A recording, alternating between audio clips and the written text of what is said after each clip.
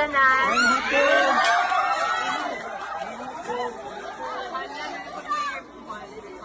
Kanang, I will keep this short, but I want to say thank you so much sa inyong service. Kay, to be honest, these people do and volunteer, do the volunteer work, charity work, maka-inspire kayo siya. And to be honest, ako sad.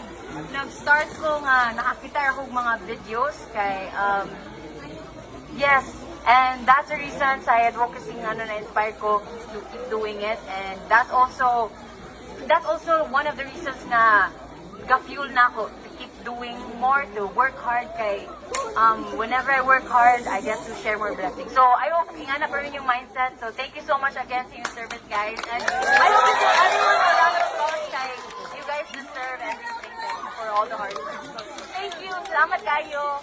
I love you!